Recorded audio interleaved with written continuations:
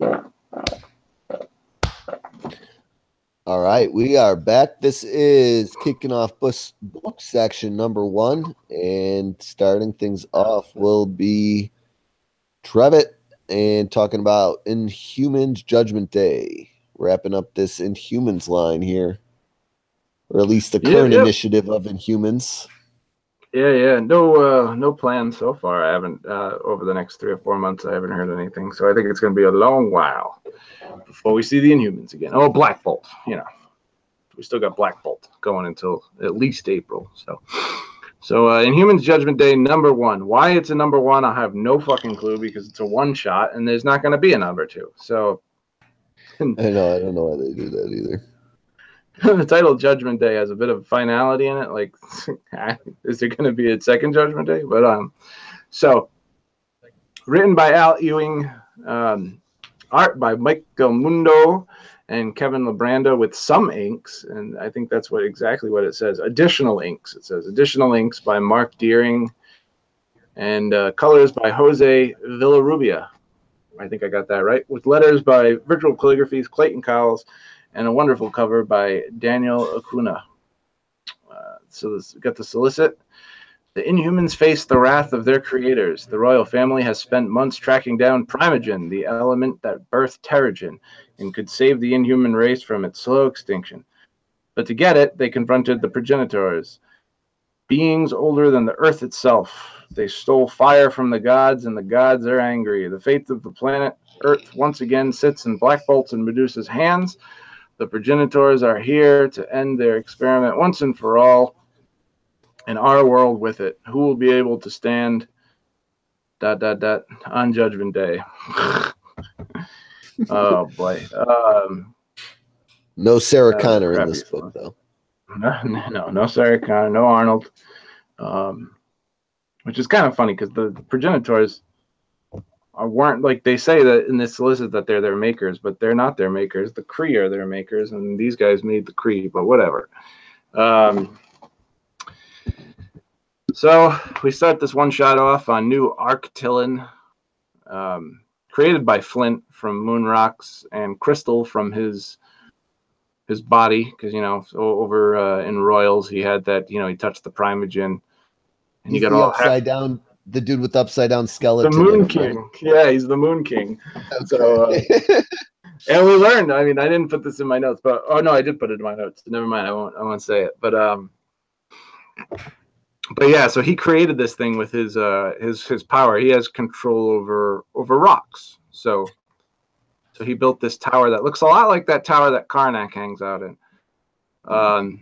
So they're on the dark side of the moon, and they got 8 minutes left till the arrival of the progenitors, according to Maximus, who's looked into the future in issue 12 of Royals. We learn from Panacea, who the girlfriend of Swain, who was the pilot on their mission in Royals, that Flint, despite his crystal deformity, is exactly how he is supposed to be. The crystal that has taken over his arm and half of his arm. Oh God. That's that accent. And half of his head is not spreading anymore. But according to Maximus, after 80 years, when the human body dies, the crystal will take over the rest of his body, and he will become the Moon King, that upside-down skeleton and that big crystal monster that we saw in Royals. So I suppose he's like 18, 19 now. So I guess it's like 100 years. The human body ages and dies out, and that crystal's going to just take over, and his skeleton's going to, for some reason, be upside down inside that. No, he's going to flip around. So yeah, I'd love to see, like, 80 years from now, it grow and, like, somehow, like, his head, in his human body, he's got, like, a crystal head growing out of his crotch and feet growing out of his shoulders. But so Maximus wonders if that still happens, if he's still going to be the Moon King, because he's looked into the future and he got a detailed glimpse of it. And since they're making different decisions than what led to the future that he saw, everything's going to be changed from here on out. So, technically we don't know what can happen now in the future. So Panacea notices that not only Flint, but everyone has changed. Everyone who's touched the Primogen, I think Crystal touched it. I'm not sure. But Swain, Flint, Maximus, and their powers have grown dramatically. Swain was powerful enough to have a telepathic conversation across space, and Maximus's mental capacity has accelerated beyond what it once was. They have like an analogy, but it's not a really good one, because he's like, she can't come up with one, and he's like, oh, I used to have a Chevy and now I have a Ferrari that flies. And I'm like, I mean, he was a genius, one of the smartest people on Earth. So if one of the smartest people on Earth's brain can be described as a Chevy, like, a Chevy, really? Anyway. So, I mean, it's a Chevy. Come on. So, yeah, so he's gotten a lot smarter, and his power is way more vast. So he can control more than a few people at the same time. So next we get a rehash of the story, and just in case anybody hasn't been reading Royals, we get a couple splash pages here, double spread splash pages of the story thus far. So Medusa gave permission to destroy the Terrigen at the end of IVX, and how they sent Black Bolt away to a cosmic prison on accident, thinking it was Maximus, and everything they went through in the 12 issues of Royals, and how the progenitors are on their way to absorb the Inhumans and turn them into a new class of progenitor, like we saw in issue 12 of Royals, and that horrible beast of a Black Bolt Medusa amalgam, where it had Medusa's head and Black Bolt's head in the crotch, which is just, there's all skeletons, and looks kind of scary. The art for this part is done by Mike Del Mundo, and it fits. I gotta say, it really does fit. It looks good for this. Next, we get 3 minutes to the arrival of the progenitors, and they brought Reader and Frank McGee into the mix. Marvel Boy is still freaked out and pissed about being burnt to a crisp by the progenitors, and he tells everyone to focus so they can get their battle plan together. Maximus comes in and he says that fighting them with armies and weapons will do no good, because, Marvel Boys, like, they probably have tech like we have tech, or theirs is more advanced, but that's just not going to play this time. They can't fight them with weapons. When Maximus looked into the future, he saw how that went, and it's just not gonna. They're not gonna win. So they're gonna have to do what they did when they were on the World Farm, and the World Farm is what the home of the progenitors is called. And they're gonna have to fight with telepathy, because Swain, I think it was Swain, who took one of them out with like her empathic powers, somehow destroyed them with emotion. God. So they're going to have to fight this battle on the astral plane, and they're going to need Reader to get there. So Reader doesn't know how the hell he's supposed to make this happen, but he's in luck. See, Maximus creates a new term called floob, which I thought was kind of funny, and he puts it on a braille card for Reader. So let me explain Reader's powers so this makes a little more sense. Reader's powers work with braille cards because he's blind. So he can pretty much do anything he wants to do once he reads one of his cards. So he has multiple cards with phrases on it like teleport, sight. He travels with like a little dog, and he can see through the dog's eyes, and he can do whatever the fuck he wants as long as he reads these braille cards. So he gets 3 reads a day, so he can do it 3 times a day. The first one being the strongest, the third one being the weakest. And after that, he needs to recharge. He needs to sleep. Now, he doesn't need to sleep a full 8 hours. He can sleep for 2 hours, sleep for 3 hours, and then wake up, and he's got 3 reads again. So this is what Maximus comes up with this term called floob, and he explains to Reader that it's like a group transcendence or a bulk astral travel. So now that he has the definition for the card, he can read the card and make it happen. But there's only one problem. Reader only has 1 card left today, so he can't take everyone to the astral plane. He needs to get a little bit of rest in order to do that. But they don't really have a lot of time. So then in the middle of all this debating and whatnot, the progenitors show up. And not having time to discuss it further, Maximus takes control of Reader, and they have to send the best choice possible into the astral plane to defend them from the progenitors. And they send Medusa, which Marvel Boy thinks it's going to be him, but it's not. So they send the aged person who lost all their powers and has no hope and no will to live. So she's the best person for the job. I guess Maximus knows something we don't. So Medusa gets to the astral plane, and she stands there, and there's 2 statues. There's a statue on the ground, and it's buried under the sand, and it's Gorgon, and he's dead. And then there's another statue of Black Bolt. So a little odd, but it's the astral plane. It's a bunch of odd shit happens there. So she's broken and hopeless, and there are things in the astral plane that prey on the hopeless, and then she gets attacked by one of these creatures. And then the statue of Black Bolt starts to crack, and he comes busting out to help Medusa. Now, I don't know exactly how this happens, but it's going to be explained in the next issue of Black Bolt. So I guess we'll get the explanation there. So he comes busting out of this statue because he has somewhat of telepathic abilities, limited telepathic abilities. And he comes out to help her, and he immediately attacks the creature and rips it in half. And Medusa's shocked to see him, and he's shocked to see her. And not only is he's shocked to see her because she's all broken and old looking, and her hair's short and it's not red, and she completely lost her power, and he hasn't seen her since before this started happening. So he's wondering what the fuck happened to her. He's got like a look of shock on his face. And so they walk together through the astral plane for like forever, thousands of miles, thousands of years, because as we saw in Astonishing X-Men, time moves differently here. So they come upon a statue in their travels of Crusher Creel from Black Bolt series and other comics. He's a bad guy, but he was a friend of Black Bolt in his series out of circumstance. So Black Bolt says his name and realizes that he can speak, and tells Medusa that this was a friend of his and he gave his life for Black Bolt. She brings up Gorgon because, it's a similar story, and, blah, blah, blah. They fell in love, and he gave his life for her and the rest of the Inhumans so they could get off the world farm. And Black Bolt asks asks Medusa if she still loves him. And, she doesn't say yes. She's just like a woman. She said she missed him. It is, isn't it, though? Like the way she talks to me. I missed you. I missed relying on you. I missed being a team with you. But I know I don't love you anymore. Sorry. But I'd like to use you to our mutual benefit through this circumstance.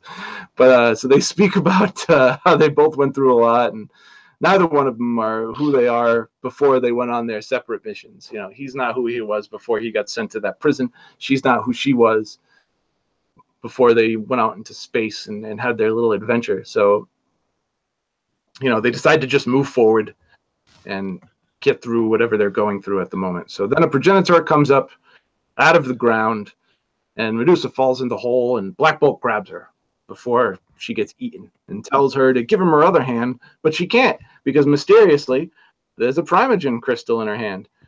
But then this is the astral plane, so she could be thinking there's a Primogen crystal in her hand, and it would be there. Now, if you think back into, I think it was number 11 or number 12, she touched the Primogen crystal, which should have boosted her powers, but it didn't. So the assumption here is that she has a mental block. And that's why she's dying. That's why she can't use her powers. And that's why the Primogen didn't work on her. So in this extreme circumstance, the astral plane's a funny place. She's freaking out. Black Bolt calls out to her, but then he gets distracted because of what's going on in his book. And if you've read the last issue of Black Bolt, you would know that Lash came back, and they're having he's having a whole thing with Lash. He kidnapped that little green alien girl that he came back to Earth with, but whatever. So Lash is there calling him back, and when his concentration fades, his astral projection body just starts to fade away. And Medusa is falling, and she's more worried about Black Bolt than she is about herself, and she's calling out to him and telling him that she's going to find him. And then all of a sudden, she absorbs the Primogen crystal, and she just fucking destroys the fucking progenitor, just rips it to pieces with her hair. And then she wakes up, and it's 20 seconds later from when she got shoved into the astral plane. Like, literally, she wasn't there for that long, according to everybody else. So the whole span of this issue takes place in 8 minutes. So she wakes up, there's hair everywhere. Everybody's like drowning in a pool of fucking hair. And she's back on the moon. 20 seconds after the progenitors showed up, Maximus surmises that she must have overcame the mental blocks, and it allowed her system to fully absorb the Primogen, and that's what made her transformation happen. And at the same time, as her transformation was happening, the progenitors were trying to absorb her consciousness, and it was like swallowing a bomb, and it just killed them all. It's because that's their weakness.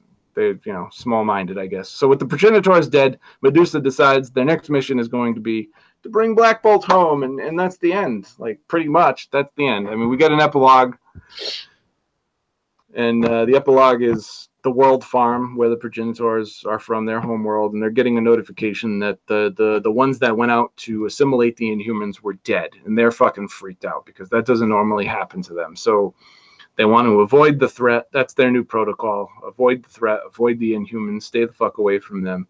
And then we get a surprise. Gorgon is still alive. Who would have thought?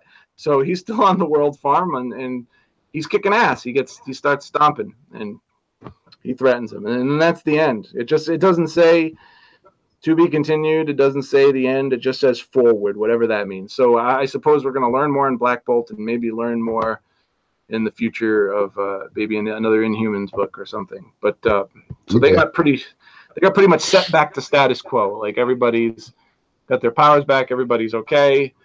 So who knows what's going to happen next? So at least as far as the royal family goes. At least as far as the royal family goes, because when it comes to the rest of the Inhumans, they are in New Adelan, and they're led by the new girl, Iso. She was from the Charles Soule's Inhuman book, but she was also on Uncanny Inhumans and IVX and all that. She's very smart. She was the one who was working with Beast on the Terrigen, the cure for the mutants, so they wouldn't get poisoned by Terrigen anymore. But now Medusa left the whole entire Inhuman community under her, so now she looks after all the Inhumans. We saw that in Secret Warriors too, once they excommunicated Karnak and Inferno, and they're not allowed to come back. So I like this book for them. When I read it, it was very, very well written, and the style of writing gave me the feeling of the way that he wrote Ultimates. Like, I can tell that Al Ewing had like the same care for the characters in the book that he did for that book. Now, is it as good as that book? No, but it's still good, and he still had that kind of passion when he wrote it. Like, I can tell from that. The inner dialogue was beautifully written, like prose beautifully written, and I love the interactions between Black Bolt and Medusa. And then finally, like, working things out, but not like, oh yeah, all's forgiven. Don't worry about Johnny Storm and Gorgon. I love you too. No. Now they're just, they know that their relationship's redefined, and they're going to move forward. So I like the art. There was a stark difference between the two styles. That's why they work really great for the story. It didn't feel disjointed. Kevin Lebranda's clean line work and Jose Villarrubia's sharp, bright colors do a good job of keeping us grounded in the physical world. And while I'm normally not a fan of Mike Del Mundo, I feel like his pastel style captured the astral plane very well. It was breaking up the art duties on this would have been something that could have benefited his issue of Astonishing X-Men. Like, when they were in the astral plane, they used his art and then somebody else's art when they were like on the rooftop in London. And because it was just all too much. Like, his style sometimes can be just all too much for 22 to 30 pages. Like, if he did this whole entire book, it probably would have killed me. But the breakup of it made it digestible.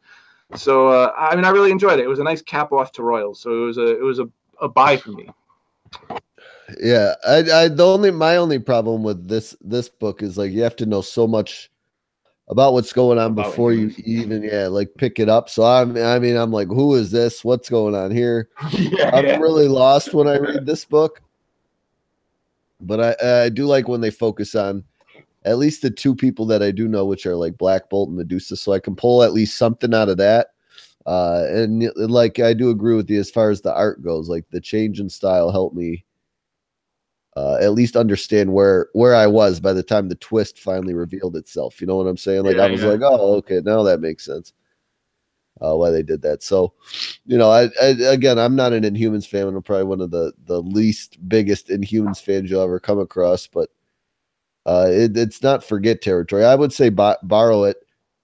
If you're an Inhumans fan, you'll definitely pull stuff out of it you'll enjoy, but I don't know if I'm about to sneeze here. If you're someone like me, I mean, you just have problems. Figure out what the hell's going on. God damn. I just got tears streaming down my face because it's not coming out. But anyway, yeah. If you got any final thoughts there, I mean, I think it's Barl. If you've read all these Inhumans books up to this point, there's no reason you shouldn't pick this up and really like it. Yeah, most definitely. But if you're like me and you don't read, especially any Inhumans titles, kind of regularly, you know, I would suggest borrow it. There's things to kind of figure out and pick up on where the Inhumans can go from here, if you're interested in finding out. But you're gonna also be lost on about just as much. And there is one cool part that, like, the page, if you're in a physical copy, I guess it would be 5 and 6, but it's the splash pages in 7 and 8. You get like a brief.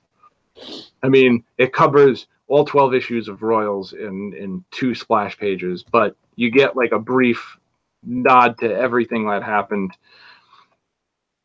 Yeah, those look cool. So I like the way those looked. Yeah. But yeah, Inhumans Judgment Day.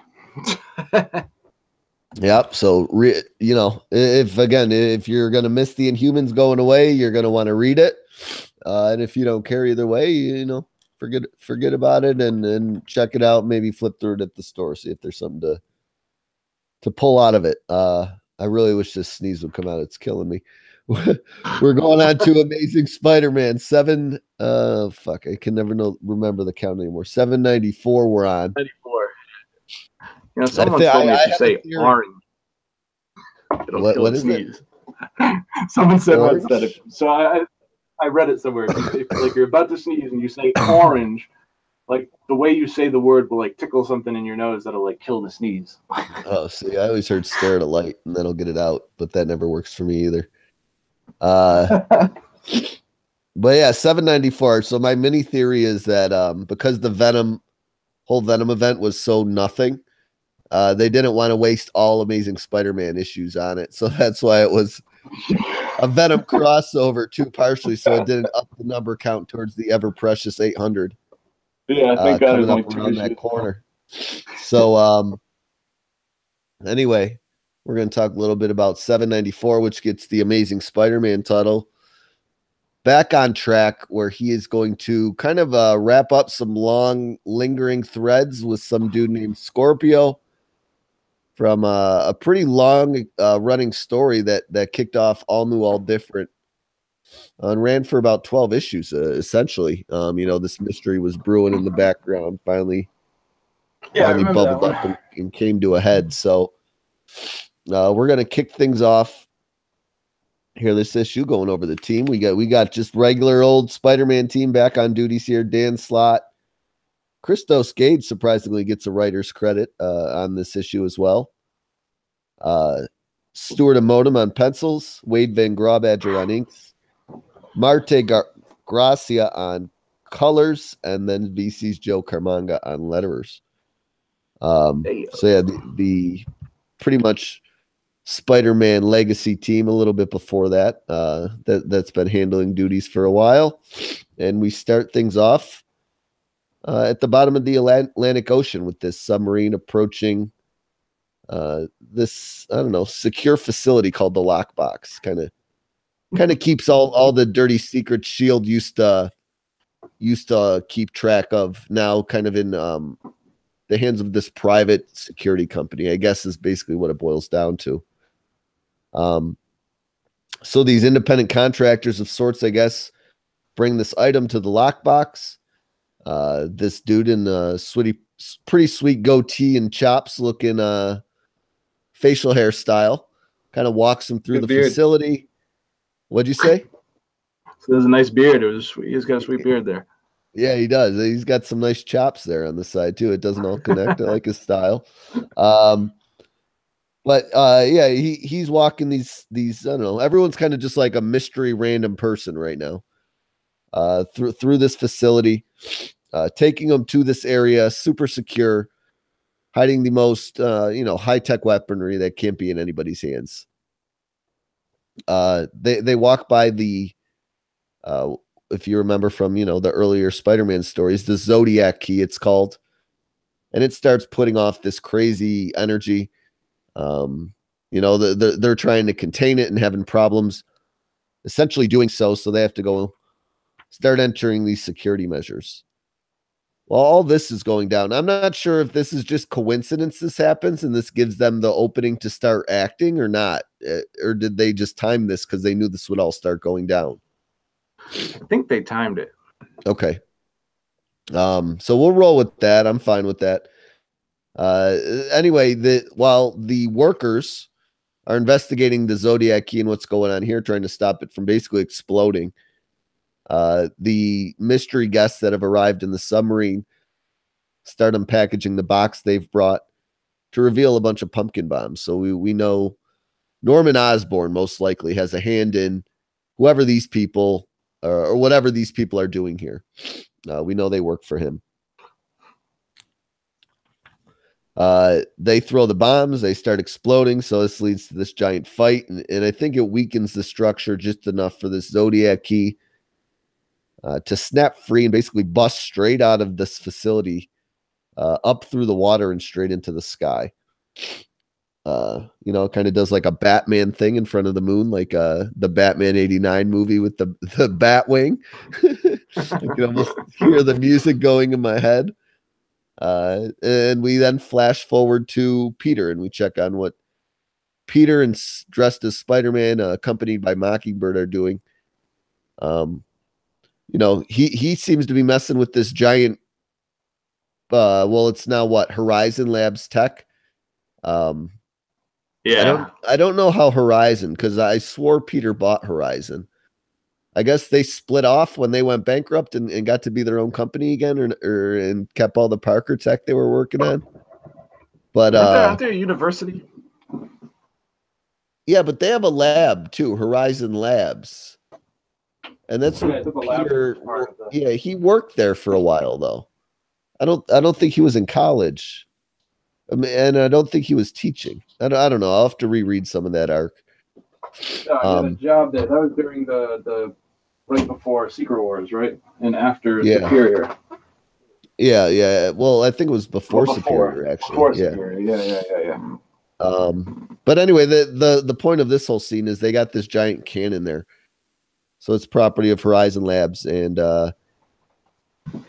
they've brought it here because the Zodiac, it's in front of this cave Zodiac entered 1 year ago at this time, and this is supposed to, I don't know, essentially keep him in check, like the energy this cannon spouts off, so he can't come out and just immediately start causing shit.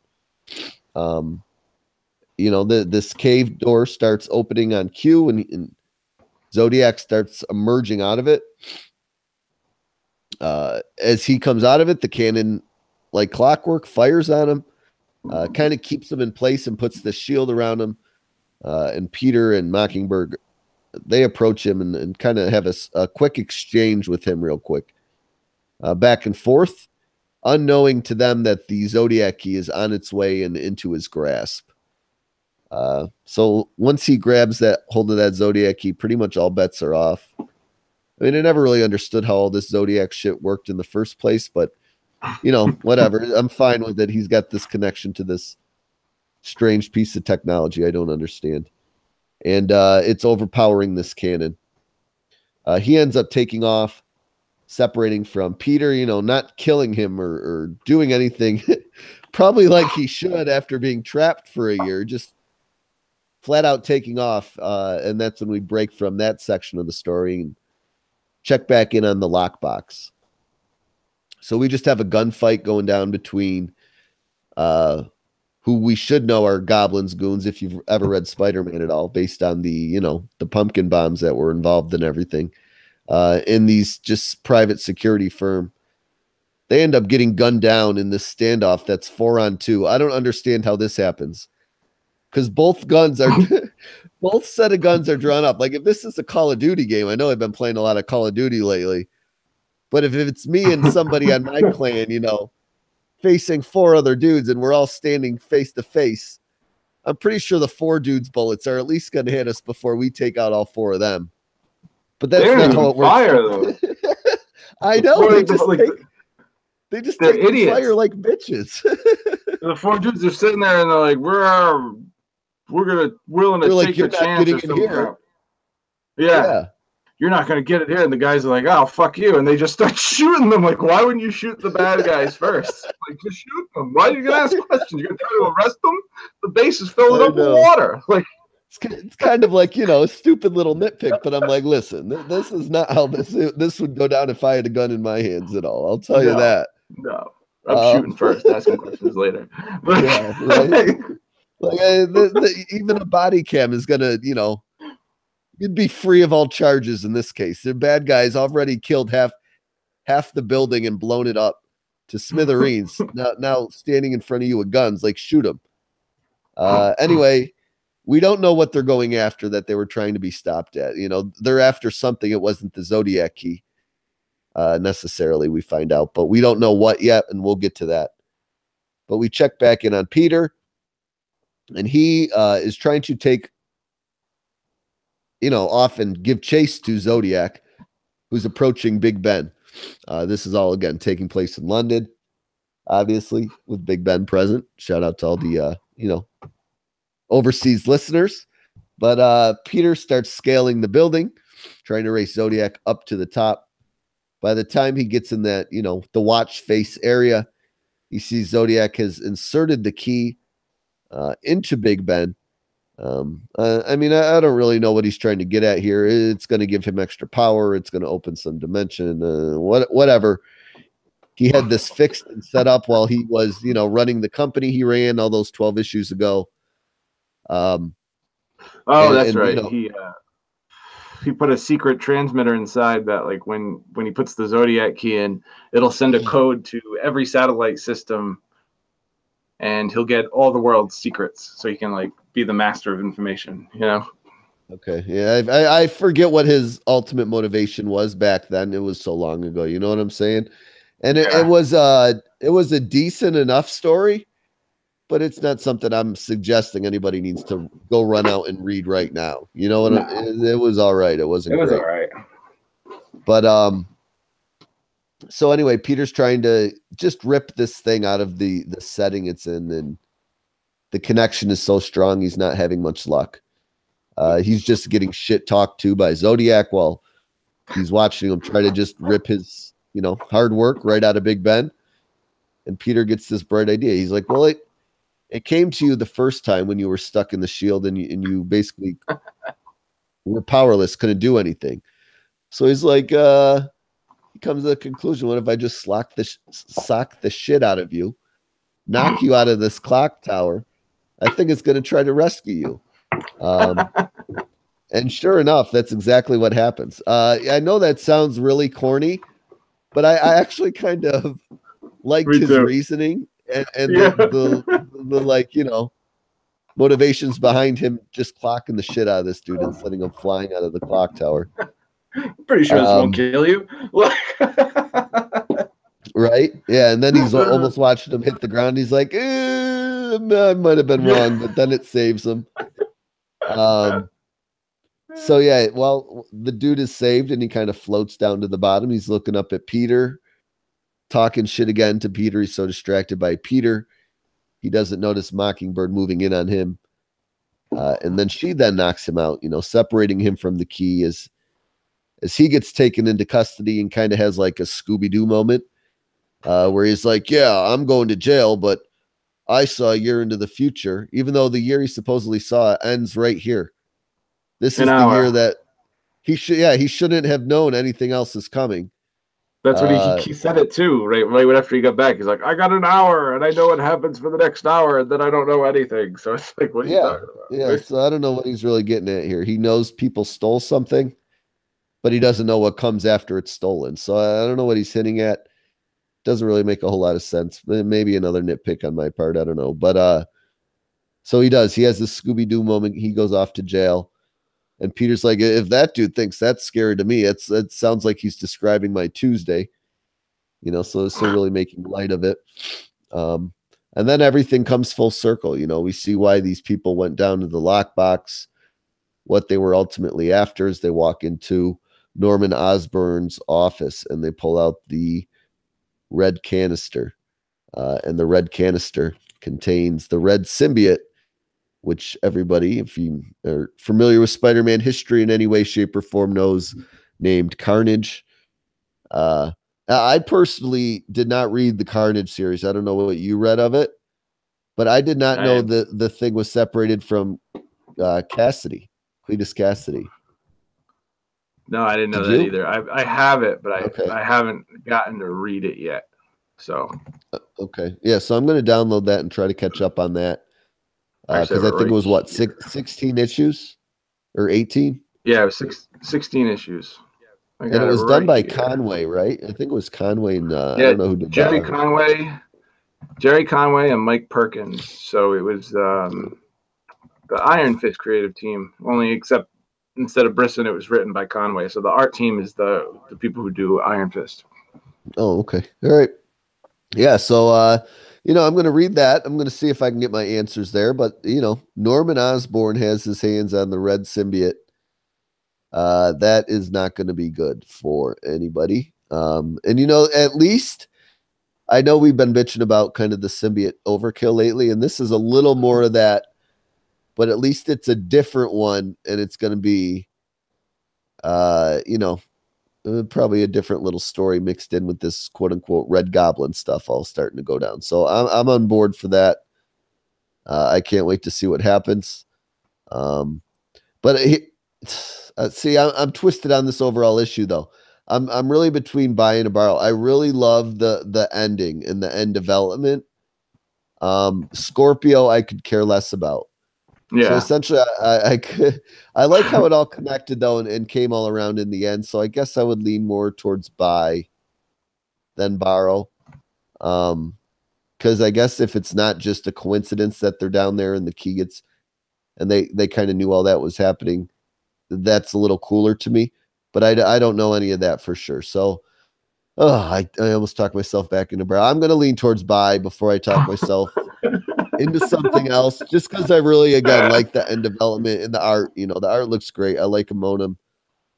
But I'm excited for where the Spider-Man title is going now, and that we're done with this Venom Inc. crossover. Why it was called Venom Inc., I don't know. It's kind of a stupid name, but I'm excited for where it's going now, basically. So that's enough for me to give it a buy.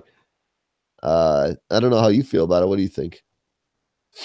I really liked it for the most part. Like it was, I had the same kind of certain issues with it. Like I thought it was kind of funny when the guys, when you open the beginning, the guy with the beard, the guy who ran the lockbox, and he's like, a lot of good agents died because of their superiors got greedy, when he's talking about S.H.I.E.L.D. and whatnot, and he's like, we will succeed where they failed and under budget. And then like he gets attacked, and then after he gets his ass kicked and blown up, and he's like, you were background checked, how? And the woman's like, you get what you pay for.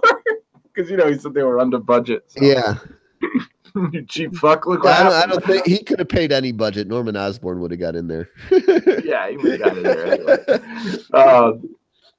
But yeah, I like the Big Ben stuff when Spidey threw him out and he went after the key. I really enjoyed that. I mean, it was fun. Like the end. By the end, I like the end, but if I never see the end was great too. I mean, it's not something that I would. It's not something to take like super serious, but it was a good time. It was a fun read, and the end development is worth it, because I saw the April solicits and I saw the cover of the Carnage the Red Goblin, and it looks fucking dope. So I'm like, if this is what this is leading to, I'll buy that for $1. You know what I mean? Like this was great. Yeah. And Stuart Immonen's art is just fucking spectacular. Like, yeah, that gorgeous. Last page with Osborn looks creepy as hell. He looks gross, but at the same time, like it looks cool. He's one of like my top 10 artists, my number one top 10. I always say, like, I can't pick a favorite artist, so I have a top 10. That's my number one, and he's in that top 10. And you could tell he went all out in this issue, and I just can't wait to see what he does when we get to Goblin time, you know, with that symbiote. So it's going to be fucking insane. So I definitely it's worth it. It's worth it to follow this threat level red storyline. So that's going to lead us to Slot's End. So I'm sure he's going to do big things. So it's a buy for me. I enjoyed it. Yeah, you didn't have to talk yourself into it. So I just really, I'm not a fan of Zodiac. I'm glad that thread is over and it's not like another 6-issue story. You know what I'm saying? That's kind of what leaned me towards buy as well. Like Zodiac's just out of the picture. That thread's tied up, and we don't have to read about him for 12 more issues. That was the opening story for this run, like 1 through 6, right? It wasn't that. It wasn't that great. It would cover Zodiac, and then it would go off to a different story, veer back to Zodiac. Like he would be the cliffhanger a lot of times, and sometimes not be in the issue. Like he was seated a lot of the beginning. I think he didn't even finally go down to like issue 12 or something. I think that's the arc we were talking about when we covered Marvel 2-in-1 for the Marvel Minute when no issue number 3. It was the Zodiac storyline where Peter and Johnny Storm got into a fight in the Baxter building. Yeah. I think it was shit. Yeah. But yeah, so that's book section 1. Knock that sucker out of there for you. And we're going to move on to the midpoint facts before coming up on the second section here for you. All right. I got a new invite coming. We got I'm actually looking at it right now.